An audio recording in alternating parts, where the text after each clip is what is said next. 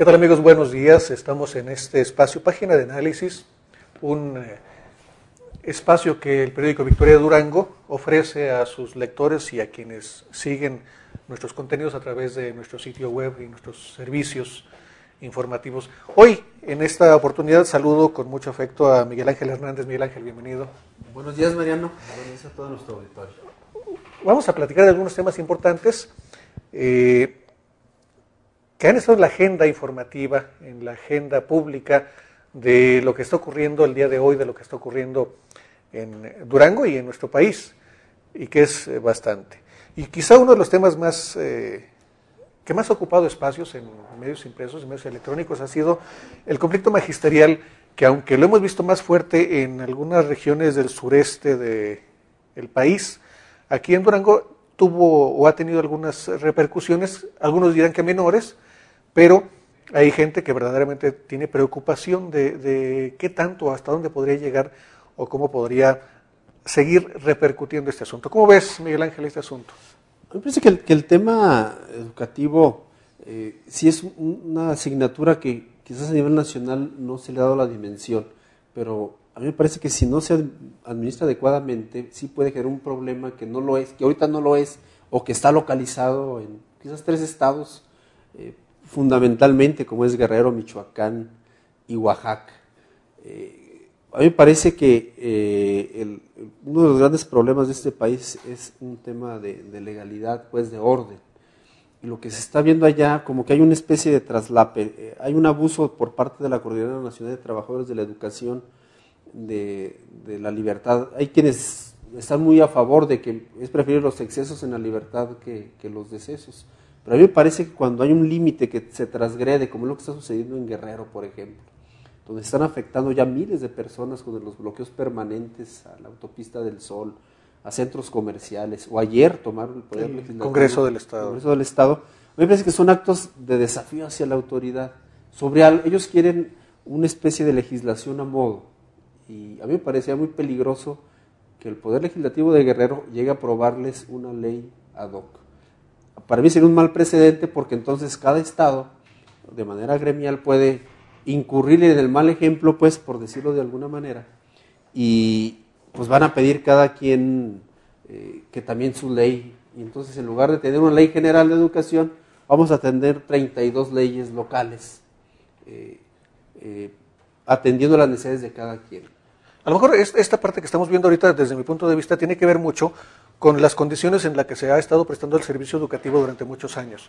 Antes de ver los efectos, esto de las movilizaciones, los conflictos, los bloqueos y todo eso, es una reacción, pero en su origen yo pienso que durante muchos años se dejó crecer el problema. Un sistema educativo en manos, en gran medida, de una organización gremial, que es un sindicato, y que eso dio lugar a muchos vicios. En el caso de eso que mencionas de Oaxaca, Guerrero, y gran parte de Chiapas, Michoacán, dicen los maestros, es que se logran dar 100 días de clase al año, porque el maestro tiene que llegar a la comunidad y a veces necesita 1 día o 2 días para llegar a la comunidad. Pero pues, como que es una justificación, sí, pues ahora me tomo 2 días, porque aunque pueda llegar unas horas, pues me tomo los 2 días que ya se acostumbró uno a llegar para ir a dar 3 días de clase y luego me regreso. Bueno, pero ahí, Mariano, muchas gracias por la invitación. Milton. Tarde, pero seguro. Pero ahí hay un detalle, o sea, a los maestros que están en las comunidades apartadas se les paga más. Hay un recurso extra para cuando viven en comunidades alejadas, digo, lo conozco por conocimiento de causa, la mayoría de mis familia es magisterial, pues se les paga algo que se les llama el 100%, que es de su sueldo base se les paga el doble porque están en comunidades alejadas. Y eso es para que se queden a vivir allá, no hay una justificación de ir y venir 2 días sin cuestión ahí de agarrarse el puente, ¿no? De hecho, no es justificación, porque ya se ha demostrado también, y este es uno de los problemas, se ha demostrado que hay maestros en iguales o muy similares circunstancias en muchos otros lugares del país. Lo mismo en Tabasco que en el mismo Chiapas. Aquí en Durango, en la zona de las quebradas. Yo creo que esté muy cerquita, pues. Y los maestros pueden, van, cumplen. A veces es cierto. Es posible que en alguna ocasión no alcancen a llegar por alguna circunstancia, pero es parte de los imponderables que se pueden presentar. Cuestiones excepcionales, no de regla. Pero eso de hacerlo todos los días, bueno, eso es parte. Los niveles educativos, los maestros se han acostumbrado a que muchas veces las plazas se las consiguieron el grupo de presión, la organización a la que pertenecen, la organización militante. Y entonces el maestro, su perfil no es precisamente el de un docente, sino es un perfil de un militante. En muchos casos, no quiere decir que en todos. Entonces siento que al haberse dejado crecer el problema durante muchos años en esa situación, ahora, cuando se intenta meter orden, está en la protesta. Hay un dato, hoy en la mañana se decía que Guerrero es el estado en el país donde los maestros acuden, o sea, en menor medida, se habla hasta de 2 horas en promedio al día a dar clases. Y a mí se me hace mucho cuánto tiempo tienen movilización en el caso de Oaxaca, en el caso de Guerrero, y no pasa nada, pues, o sea, y todos ellos siguen ostentándose como trabajadores de la educación. Yo digo que en cualquier empresa, o quienes tengamos si un trabajador nos falta 4 días, o sea, en automático es baja. sí. O sea, y en este país no, o sea, hay un trato donde hay maestros quizás que deben tener un año tranquilamente, en algunos casos, que no han pisado un aula y religiosamente se les está pagando o cobran. La semana pasada hablaba el secretario de Educación, Luis Tomás Castro, que iba a descontar algo así como, no sé si a 200 trabajadores, y empezó la inconformidad. O sea, se les está descontando porque simplemente no van a trabajar. O sea, una cosa es la presión política y otra cosa totalmente diferente, la parte laboral de atención al grupo. Hemos escuchado varias veces al secretario de Educación en las últimas semanas, quizá en los últimos 3-4 meses, que dice que la suspensión de clases o el no asistir a clases, sobre todo la suspensión, será considerada y debe considerarse como un acto ilegal, por lo tanto debe aplicarse la ley. Por otro lado, muy recientemente se hablaba ya de manera obligada, la asignación de plazas en la actividad magisterial debe ser por concurso, perfil, ¿no? O capacidad. Los concursos, que ya se había intentado hacer, ya se había comenzado con los exámenes para la asignación de plazas, pero no se ha logrado hacer al 100%. ¿Cómo ves esa parte? Mira, perdón, yo creo que se debe dar ya como en cualquier otra área de gobierno, está la ley del servicio civil de carrera, en el cual se concursan los puestos, ¿no? O sea, a final de cuentas, la educación, además, en este sentido, es un tema toral para el desarrollo de México. No se les puede dejar simple y sencillamente a cotos políticos o a cuestiones de presiones de los propios sindicatos, ya sea el CENTE o la CENTE, que han resultado la misma cosa en el término de buscar el beneficio de la educación. Yo sí siento, y en esos aspectos hasta el CENTE se ha manifestado alguna ala moderada a favor de que se concursen las plazas, de que sea de verdad los maestros que tienen los mejores promedios, los que de verdad estudiaron, los que no andan cerrando las normales, los que no andan cerrando las vías de comunicación para exigir plazas, que sean los verdaderos estudiantes que se esforzaron durante su carrera, que son los que queden al frente del grupo, ¿no? Yo sí siento que si bien no sería la solución al sistema educativo, sí sería un avance significativo el que de verdad los maestros que realmente están capacitados en las diferentes áreas del conocimiento estén frente a las aulas, ¿no? Diríamos que simplemente aplicar el sentido común, la lógica, lo correcto, porque... Esa es la lógica, ¿no? Nada más que a veces en nuestro país y en muchos, la lógica es lo que menos impera, ¿no? Es que cualquier cosa menos que eso sería inaceptable, pero vamos a verlo, en Durango, ¿cómo estamos? A mí me parece que Durango, por eso ayer cuando decía el dirigente de la CENTE, el maestro Rosales. Ese mérito también es vitalicio, ¿no? Así es. Él hablaba de que va a radicalizar las acciones en Durango. A mí me parece que las condiciones son totalmente diferentes de Durango hacia el sureste, pues donde está la mayor movilización de la coordinadora. Pero a mí me parece que no hay condiciones, o sea, no son las mismas condiciones. Me parece que Durango, sin llegar a niveles de excelencia, o sea, se encuentra arribita de la media nacional en materia de calidad educativa, de acuerdo a indicadores de la prueba enlace y algunas áreas fuertes pues, que se tienen en ciertos niveles. Pero el problema magisterial no es tan severo, es más un coto político de un grupo muy reducido, porque hasta Antorcha Campesina se ha metido ya a ese tema. La coordinadora está dividido entre el Partido del Trabajo, gente del PRD y quizás freelance también, ¿no? Pero han logrado paralizar a veces algún buen número de escuelas. No, bueno, pues se me hace muy relativo, o sea, los cocopos son los que... Cocopos es un poquillo más radical, pero socialmente no es bien visto y a mí me parece que, y aparte la autoridad le ha dado un manejo, a mí me parece que a veces es demasiado tolerante Y qué bueno, cuando menos en ese secretario, es el primer secretario de Educación, Luis Tomás Castro, quien habla ya, que hace un tono más que amenazante de aplicar la ley con los descuentos. Ojalá no sea parte nada más de las declaraciones y en los hechos se esté aplicando. Coincidirían conmigo en que a pesar de que, como tú dices, el nivel estaba diferente en condiciones como lo que se presenta en algunos estados del sureste, que de todas maneras la educación en Durango sigue teniendo vicios no aceptables.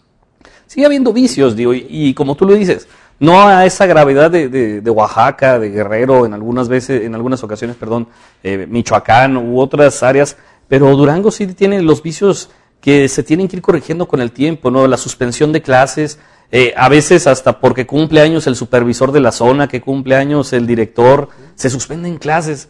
Hay recurrentes reuniones de capacitación y se suspende clases, y curiosamente las reuniones son en viernes.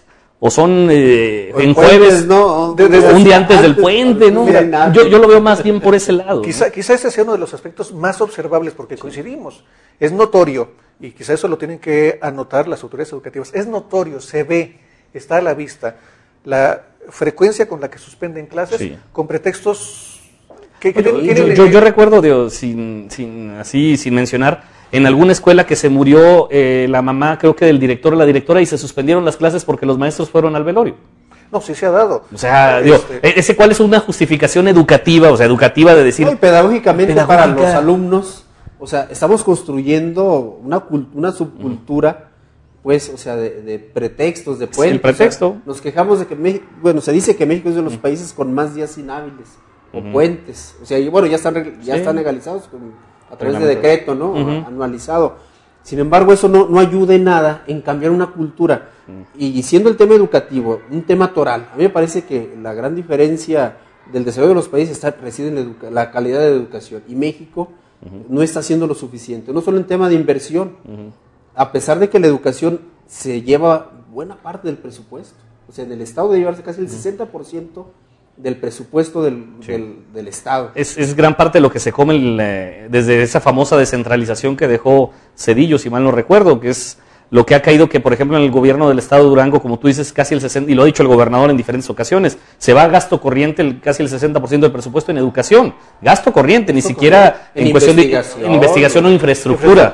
No, en gasto corriente, ¿no? Y para que tengamos este tipo de situaciones en lo cual el tema de la ausencia de los maestros, el tema de los comisionados. Bueno, eso es otro tema, o sea, hablar de las características de Durango. Esos son los vicios que hay que ir eliminando poco a poco. Se supone que con la reforma educativa que propuso el presidente Peña Nieto y la ley secundaria que se está trabajando, se buscará eliminar todos estos vicios que han sido malentendidos como conquistas sindicales, ¿no? Conquistas laborales, ¿no? Y es que a todo eso hay que agregar, hay varios detalles, esto que ya lo vimos, lo de los comisionados, etcétera, pero hay casos frecuentes en los que hay maestros con continuas faltas en las escuelas, sobre todo a nivel secundaria, que tienen una o dos veces a la semana y luego ya en la siguiente clase ya no fue el maestro.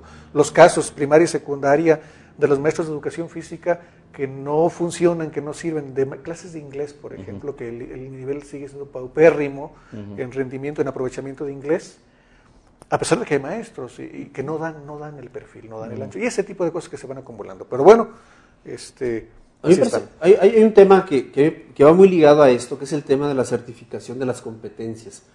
A mí me parece que el gremio magisterial sí tiene que reflexionar seriamente. A mí me da la sensación de que ellos acuden a tanto curso, como dice Milton, y no solo eso, sino que aparte suspenden clases, están en permanente superación. Vamos a dejarlo entre así, comillas, pero con fines escalafonarios, o sea, no con fines de elevar el nivel de la calidad educativa.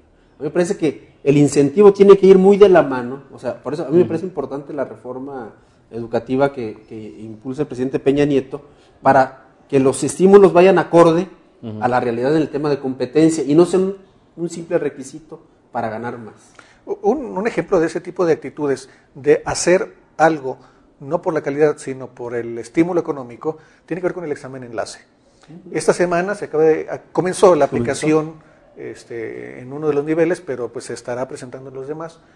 Y ha sido muy notorio también, y eso sí ya reconocen haberlo visto algunas autoridades educativas, que en muchas escuelas, por no decir todas, en muchas escuelas, los maestros y directivos se preocupan, sí se preocupan muy seriamente, en que los muchachos obtengan una buena calificación, un buen nivel en la prueba enlace.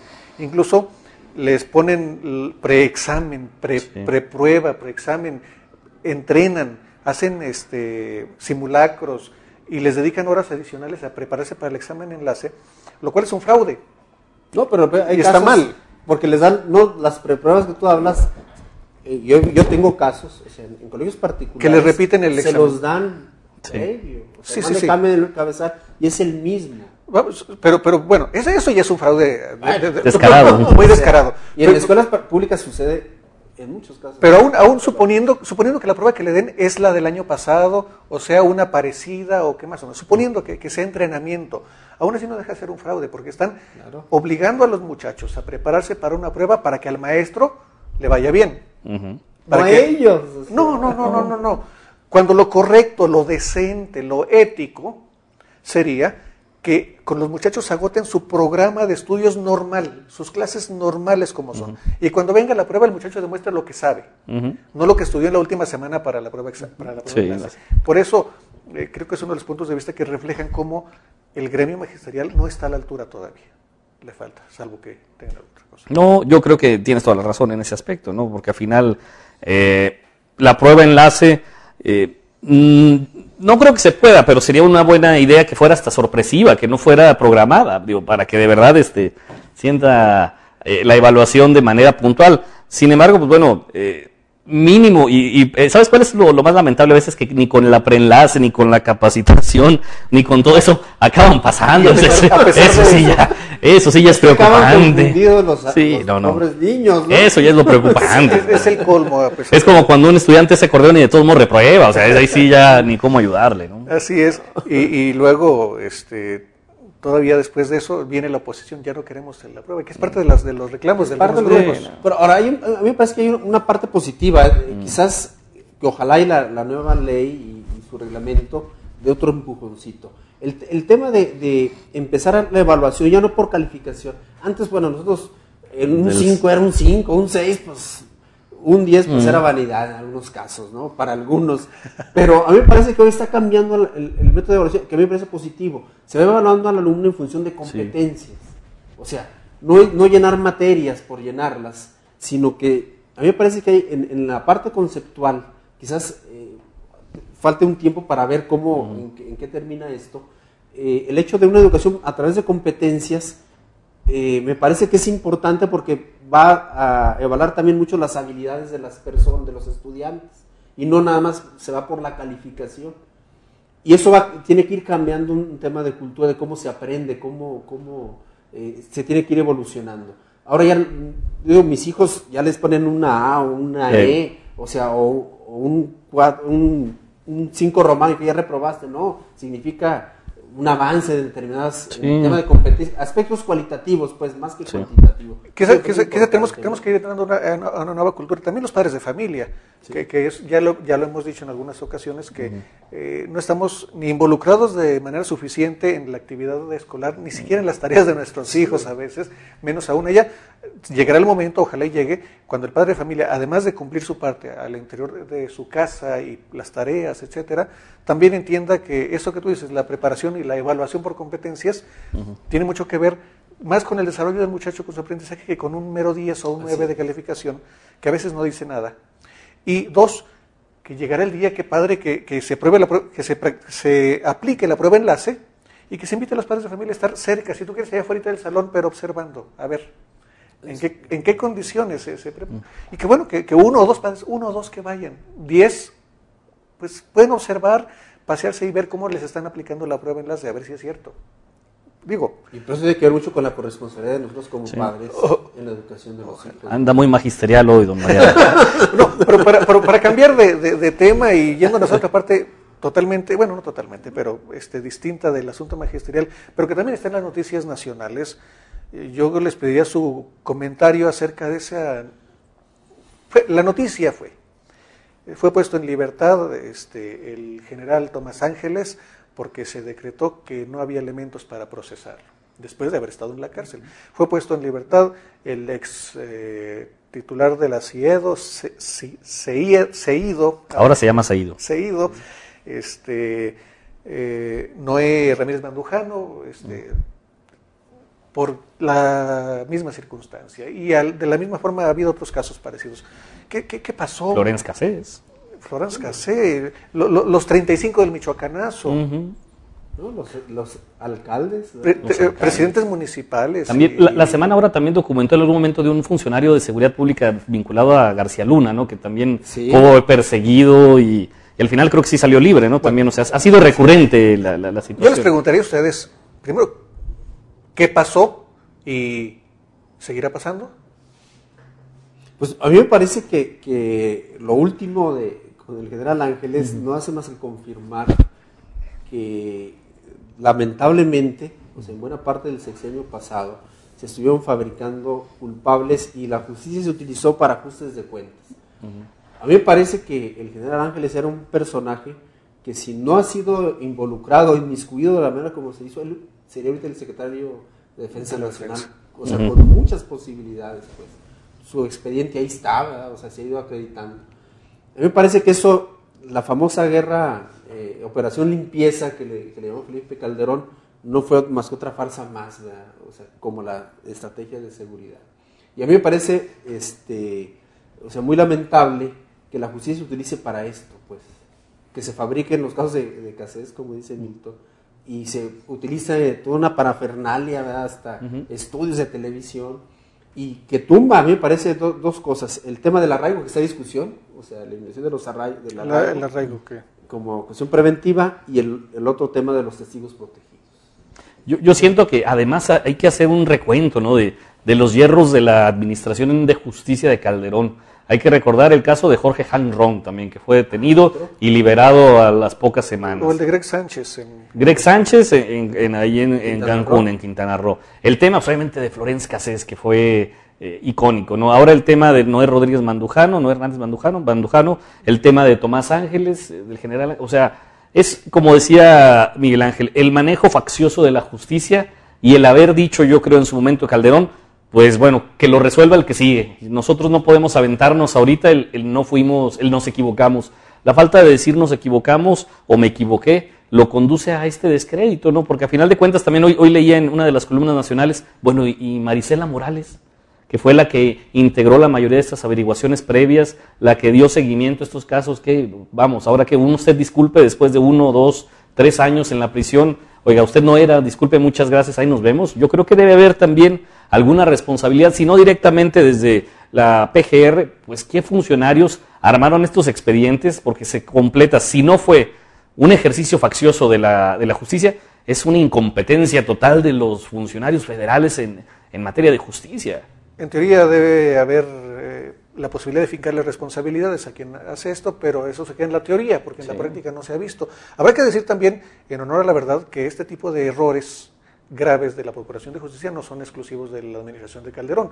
Ya los hubo en la de Fox y los hubo en la de Zedillo. Sí.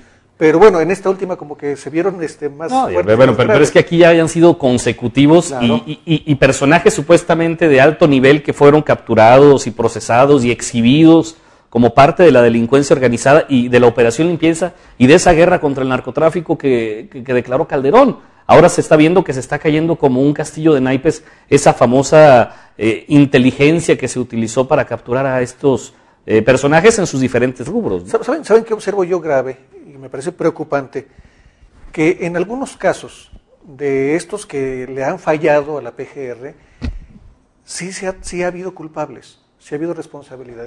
Me refiero al caso obvio de Florence Cassés, que evidentemente era culpable, era una delincuente, es una delincuente.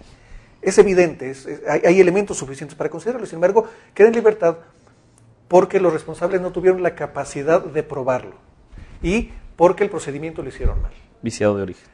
El caso de los 35 servidores públicos de Michoacán, entre ellos muchos presidentes municipales, hay la presunción de que por lo menos 2 de ellos sí tenían verdaderos nexos con la delincuencia, que sí eran... Y luego los que se les acredita se les pelaron, digo, con el caso del diputado que se le salió por un carro y que lo escondieron y que... Bueno, vamos, por Dios. Es grave, es gravísimo que acusen sin pruebas a alguien, como también que habiendo gente que tiene responsabilidad no le logren acreditar su culpa y por lo tanto luego es puesto en libertad, que sí también. A mí me parece que ese es un tema de fondo. ¿Y cuál es el tema de fondo? O sea, el hecho que cualquier funcionario público en este país, y mucho más grave, los encargados de impartir justicia, no puedan ser sujetos a responsabilidades por sus actos, a mí me parece muy delicado porque a la sociedad nos están dejando en estado de indefensión frente a la acción de malos funcionarios. O sea, ¿dónde está Genaro García Luna? En Miami, tranquilamente. O sea, es decir, terminan su responsabilidad y no pasó nada. Ay, disculpe, ¿verdad? Lo está viviendo el general Ángeles. O sea, a mí me parece que esa cultura de la impunidad sí tiene que terminar porque ese es un gran problema social en este país, en el tema de justicia. Entonces, ojalá que no se trate de estar aventando pelotitas para el que sigue o estar tapando las cosas mientras yo estoy de funcional y después el de atrás paga. A mí me parece que esa parte sí tiene que terminar y como sociedad tenemos que exigirle a las autoridades, al Estado mexicano, o sea, que no hay impunidad. Así como está actuándose el fuero, ¿verdad? El fuero para algunos representantes populares, a mí me parece que los funcionarios no deben tener un fuero y por tanto tienen que ser sujetos también a rendir cuentas, porque no me parece suficiente disculpe usted, me equivoqué. Eso que tú mencionas, yo creo que es la evidencia, incluso lo que también señalaste de la figura del arraigo, son las evidencias de la pésima preparación, la pésima capacidad que tienen los responsables o quienes tienen en sus manos la operación de la procuración de justicia, la persecución del delito. ¿Por qué? ¿Por qué arraigan a una persona? Es el ejemplo. ¿Por qué lo arraigan? Pues porque lo tienen que tener ahí encerrado porque creen o saben que es culpable, pero no tienen pruebas. Entonces, de aquí a que juntan las pruebas, de aquí a que consiguen los testimonios, de aquí a que realizan las diligencias, de aquí a que hacen todo eso, pues lo tienen que tener ahí guardado en un arraigo que es señalado como indebido y violatorio de los derechos humanos por las organizaciones, por los organismos internacionales más prestigiados, que ya le piden a México que termine con esa figura. O bien, si vaya arraigo, que sea el arraigo propiamente dicho, que sí es aceptable, pero el clásico arraigo domiciliario. Si no puedes salir de la ciudad, estás arraigado en tu ciudad.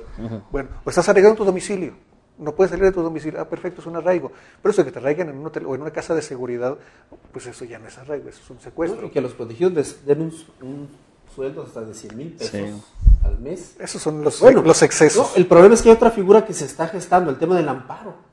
O sea, es decir, quienes generan ese tipo de instrumentos de protección legal o de impresión de justicia son los mismos que los van diseñando para estarse protegiendo de la misma acción de la ley, ¿no? Por si se ofrece. O sea, me parece perverso, pues, o sea, esto que estamos viviendo, y sí debe terminar ese círculo vicioso, porque toda acción, que a veces yo digo que el tema de Calderón fue bueno en algunos sentidos del combate al crimen organizado, ese tipo de casos, o sea, desdibuja totalmente esa estrategia, ¿no? Lo bueno se desdibuja, como dices. Si les parece, vemos otro asunto y permítanme que nos vayamos al asunto local y muy doméstico. En los últimos días, sobre todo en las últimas horas, hemos estado viendo opiniones, comentarios, noticias, información sobre el servicio de limpia en el municipio de Durango. Vimos que tiempo atrás hubo un conflicto muy serio, un problema muy grave en el municipio de Gómez Palacio, el segundo municipio de mayor población de la entidad, donde se tenía concesionado el servicio, lo ejercía una empresa privada, Proterra. Finalmente vino la crisis, vino el problema y lo volvió a retomar el gobierno municipal en Durango. El proceso se invirtió, lo estaba prestando el municipio y ahora se concesionó a una empresa, pero tuvo un momento álgido, un momento crítico por unas horas, muy recientemente. Milton, ¿qué observas al respecto? Mire, yo siento que son diferentes aristas el tema de la recolección de basura.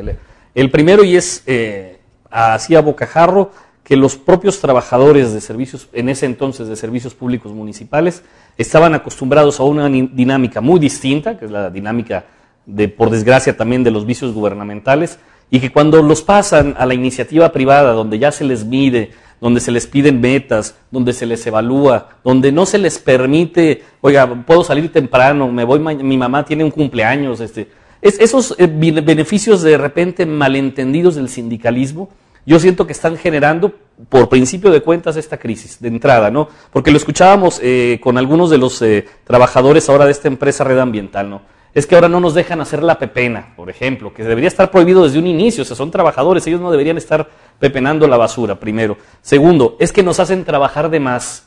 Oye, ¿cómo que trabajar de más? Es que antes trabajamos 4 horas y ahora nos piden que trabajemos 8. O sea, vamos, antes les estaban pagando por 8 horas de trabajo y trabajaban menos, y ahora que les exigen trabajar más o las horas que ellos les tocaba, ahora se quejan, ¿no? Yo siento que esa es la primera parte, ¿no? Que no están acostumbrados los trabajadores del servicio público a cambiarse a la iniciativa privada y ahora sí que se les exija, se les descuente, si no, con lo que decía ahorita Miguel Ángel, faltan 3 días y ya no vuelven. Antes faltaba 3 días, oiga, pero es que ya habló el líder o la líder sindical conmigo y que no hay problema.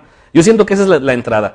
Pero la segunda también, y ahí es atañible a la empresa, que yo siento que no hizo los estudios correctos para el tema de las rutas. Ahí sí es un tema ya directamente de la empresa. Hay muchas quejas de que, por ejemplo, está pasando la basura a horas en que a veces ni la ciudadanía está. Te pongo el caso en unas zonas casi del centro de la ciudad. Pasa a las 3 de la tarde, 4 de la tarde, la gente sale de trabajar a esa hora, tienen que dejar la basura a veces desde las 7 de la mañana ahí, y ya la destrozaron los perros, los propios pepenadores ya las destrozaron, y ya el recolector de basura no la recoge porque está dispersa, ¿no?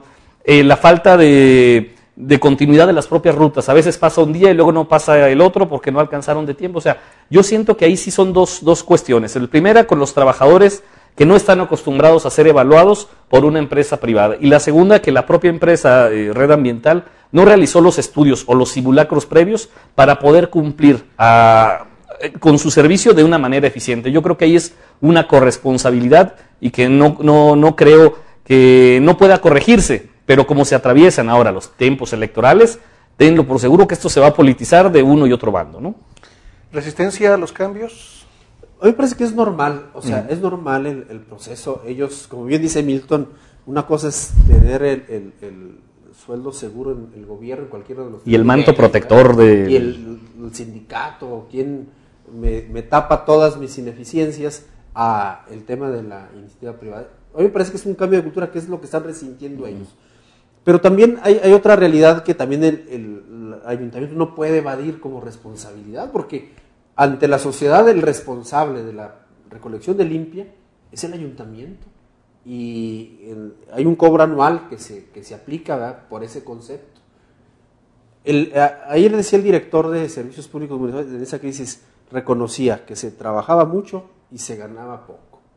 A mí me parece muy desafortunado, porque pues, la función de él ya no está en razón de calificar un estatus laboral, porque ya no son trabajadores de ellos.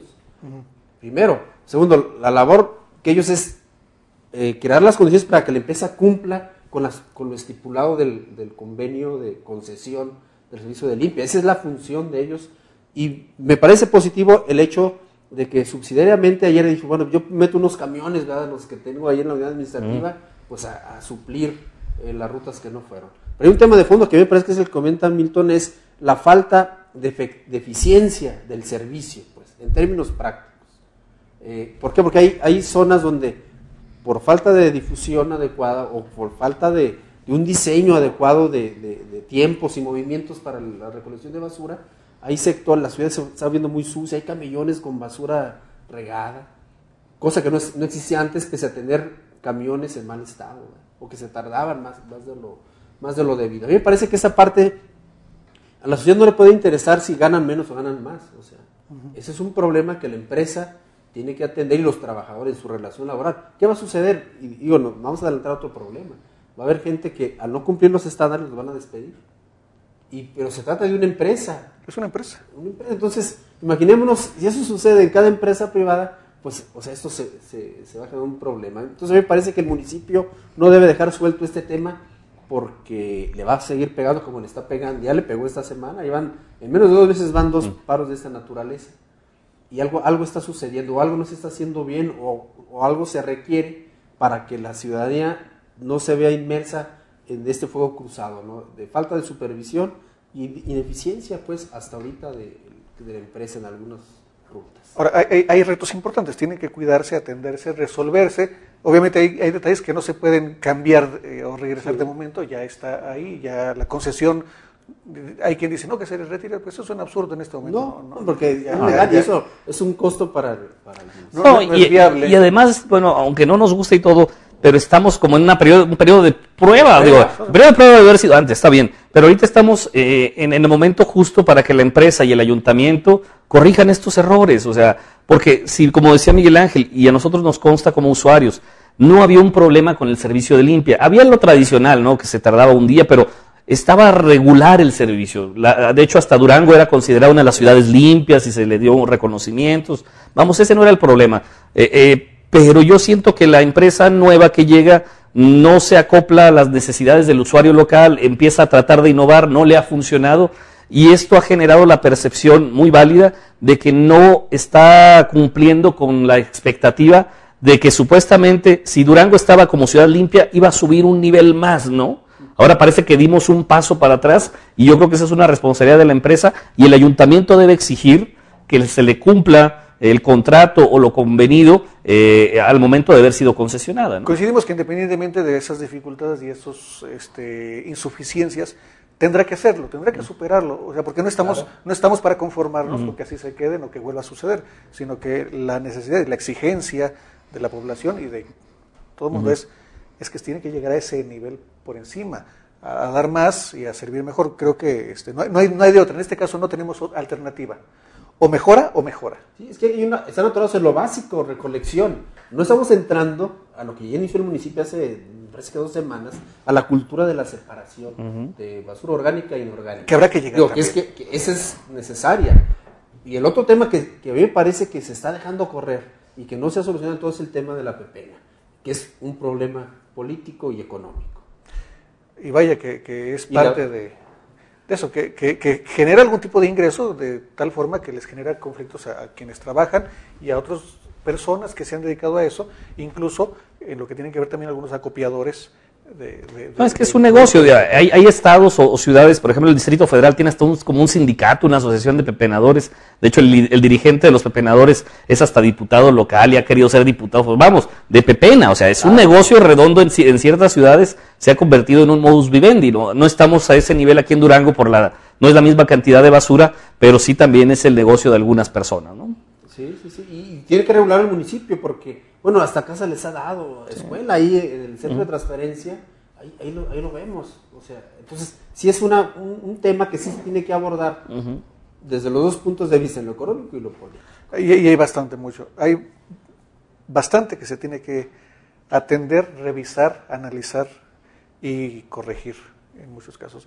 Estamos casi al final del programa, nos quedan muy escasos minutos, pero sí me gustaría que antes de irnos me pudieran dar ustedes alguna apreciación del aspecto que con frecuencia nos ocupa más en estos espacios y que es las condiciones en las que se va desarrollando el proceso político electoral en el que viene inmersa la ciudad. A lo mejor ya a manera de conclusión del programa. Milton, ¿cómo ves las cosas? Yo creo que va a ir subiendo el tema por una situación, y lo comentaba hoy aquí el hermano de don Miguel Ángel, Víctor, el tema de la resolución del Tribunal Estatal Electoral en torno a la impugnación que hicieron algunos panistas laguneros y también el Partido Verde Ecologista sobre la inviabilidad de la coalición PAN-PT. Dependiendo de esa resolución, si se le da palo a la coalición y se decide que se desintegre, que no fue legal, yo creo que vamos a ver una escalada de calentura electoral muy interesante, ¿no? Porque además de darse esto, todavía hay un recurso más para la coalición de irse al Tribunal Electoral del Poder Judicial de la Federación en la Sala Regional de Guadalajara, y esto tendrá mínimo una semana el tema arriba, ¿no? Si se tumba la coalición, como los panistas inconformes aseguran que fue ilegal, que no se convocó a la Asamblea Estatal, que de verdad es una coalición que se va a venir abajo, yo creo que vamos a ver una polarización muy interesante, no hasta la campaña, en plena intercampaña yo creo que vamos a empezar a ver una guerra de alta intensidad.